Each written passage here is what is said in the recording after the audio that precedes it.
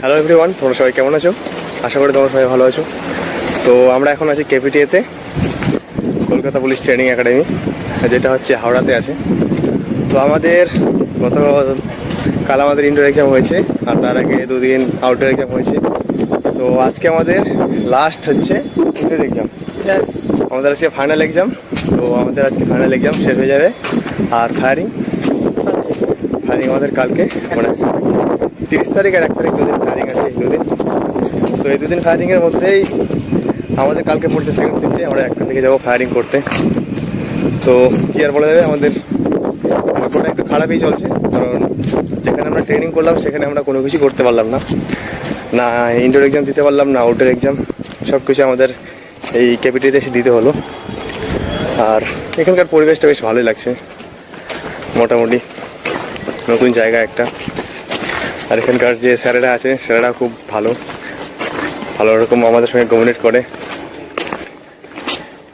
আর passing out আমাদের কবে হবে সেটা তো কবে হতে পারে? পাসিং আউট পুজোর আগে তো হবে না, দুর্গাপূজার পরে, নাহলে কালী পূজার পরে।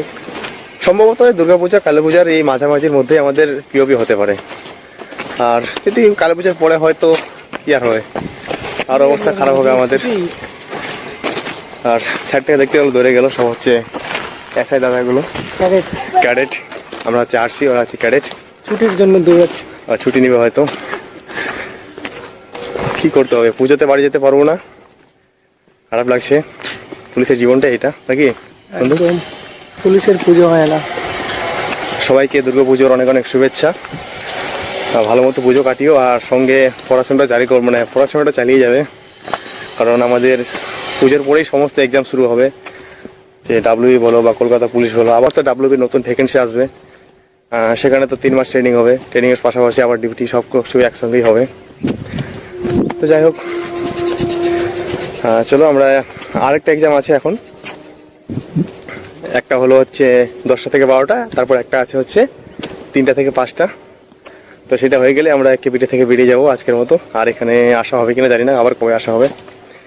কেপিটিএ এই যে এদিকে হচ্ছে রক ক্লিভিং, সব কিছু আছে। তো চলো, আর তোমরা সবাই ভালো থেকো। আর তোমরা যেভাবে প্রিপারেশন চালিয়ে যাচ্ছ, ভালো মতো প্রিপারেশন করো সুন্দরভাবে। আরও আমাদের এই দিনগুলো আসবে, ট্রেনিং সেন্টারে আসবে, ট্রেনিং করবে, মজা করবে। সত্যি খুবই আনন্দ ট্রেনিংটা। তো বন্ধু, লাস্ট আর কিছু বলো? হ্যাঁ বন্ধু, তোমরা তোমাদের প্রিপারেশনগুলো চালিয়ে যাও, আর পুজোতে এনজয় করো, কারণ জীবন তো একটাই, পুজোটাও করতে হবে, লাইফটাও ঠিকঠাক করতে হবে। তো লাইফের দিকে লক্ষ্য রেখে পড়াশোনাটা ঠিকঠাক করো, আর এনজয়ের দিকে লক্ষ্য রেখে পুজোটা এনজয় করো। টাটা, বাই বাই, জয় হিন্দ। জয় হিন্দ।